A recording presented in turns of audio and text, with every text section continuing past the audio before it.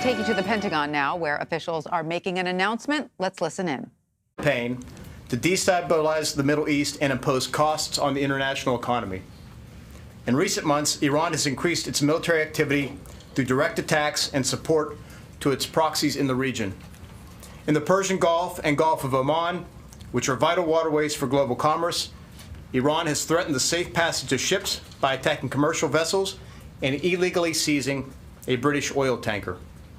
In Yemen, Iran is perpetuating war by providing sustained financial support and advanced weapons to the Houthi insurgency. And on June 20th, Iran shot down a United States unmanned aircraft that was flying over international waters. Despite repeated calls from President Trump to begin diplomatic talks, Iranian aggression continues to increase.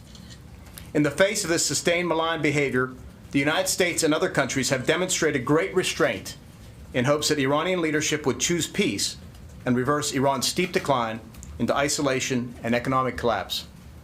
But the attack on September 14th against Saudi Arabian oil facilities represents a dramatic escalation of Iranian aggression.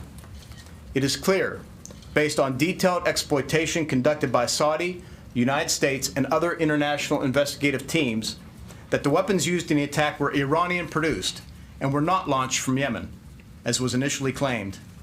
All indications are that Iran was responsible for the attack.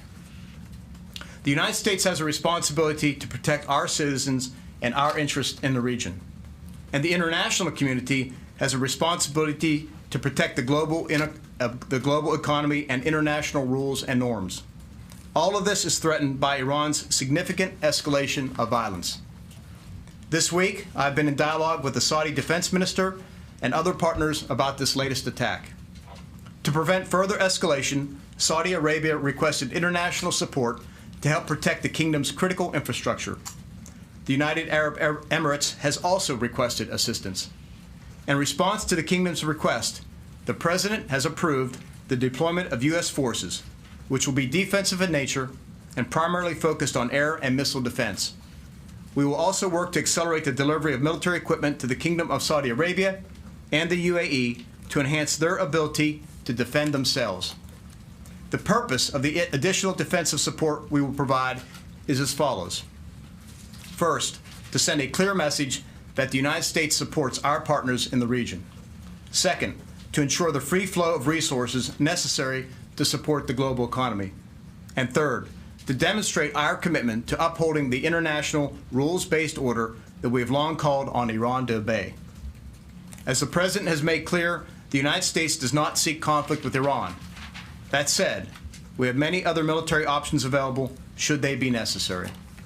We urge the Iranian leadership to cease their destructive and destabilizing activities and to move forward on a peaceful diplomatic path. General Dunford and I will now take your questions. Thank you. Mr. Secretary, thank you. You said air and missile defenses primarily. Could you be a little more specific about, are you talking about Patriot missiles, and what number of troops are you talking about sending? Yeah, so Bob, Secretary Pompeo just came back this morning, and the Saudis asked for enhanced defensive capabilities. So what we'll do now is take the President's decision. I'll talk to CENTCOM over the weekend. We'll talk with our Saudi partners, and we'll work the details of the deployment, and we'll be able to share that with you next week. So there's been no decision on specific numbers? We haven't decided on specific units. Broadly, as the Secretary said, it'll be capabilities to enhance their air missile defense. It's now my job to come back with to the Secretary with the details of what we believe would meet the Saudis' requirements and is sustainable. Thank you. Just to follow up, and it wouldn't be, we're not talking about thousands of troops, we're talking about hundreds of troops, and also just the Secretary, do you think this is going to be enough, or why do you think this would be enough to deter Iran from further attacks? We think, given the state of play now, and then based on whatever assessments we get from Central Command, what the Joint Staff and the Chairman do, and other discussions we're having with partners, we have to continually assess that. We think for now that would be sufficient. But that doesn't mean there could be additional deployments as needed based on the changing situation. And on troop numbers? I would say at this point a moderate deployment, Phil, and we'll have more details for you next week, but not ready to share the details. Not thousands. Thousands would be not moderate. That's fair to say, not thousands. Lucas?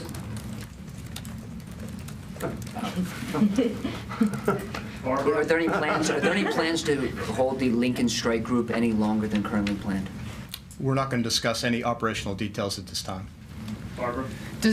For either of you, does this now represent a full U.S. commitment to defend Saudi Arabia and to defend the oil infrastructure of Saudi Arabia?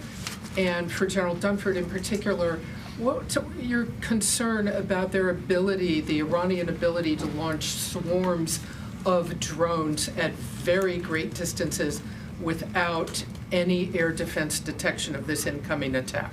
So what I'd say, Barbara, in terms of what we're doing is we're contributing to Saudi Arabia's defense. We would be looking, as the Secretary said, for other international partners to also contribute to Saudi Arabia's defense.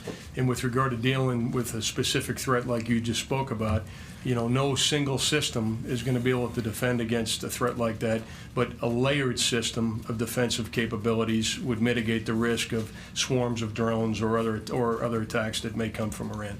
I want to double down on the chairman's comments two ways. First of all, I agree. What we would be deploying to the theater would be what would be necessary to help support and contribute to the kingdom's defenses.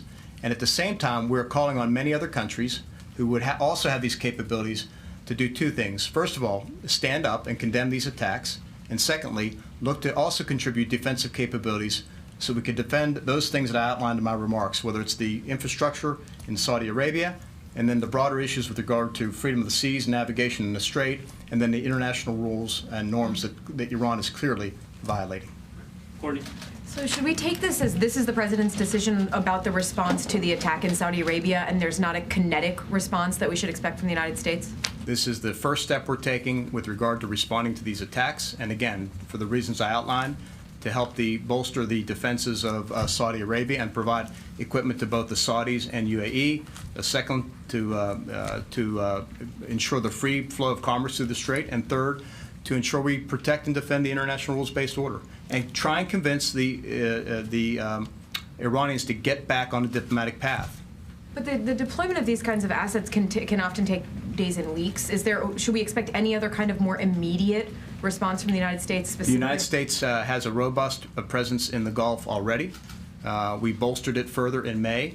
So we feel quite quite confident in terms of our own defensive posture and our ability to do anything else as necessary. But that's not where we are right now. Right now, we're focused on helping the Saudis improve their defenses of that infrastructure. All right, last question, Nancy. Mr. Secretary, Chairman Dunford, you've mentioned that the international community should get involved, but you know some allies have questioned whether the attacks were in fact launched in Iran. I was wondering if you could give us any sense on whether you will declassify any evidence that shows that those strikes were launched from Iran, and also if you could give us a sense of timeline in terms of when these deployments could start. So I'll say a few things. First of all, the United States is on the ground in Saudi Arabia. The Saudi Arabians are leading this investigation, and we will keep them in the lead with regard to the forensics. So we need to let that play out and let the evidence play out. With regard to the partners and allies, first of all, I would commend Secretary Pompeo. He's been on the phone and on the road the past few days, speaking to numerous allies and partners about this incident. And regardless of where you think it came from, the fact is the Saudis were attacked by both drones and cruise missiles and are still vulnerable to attack.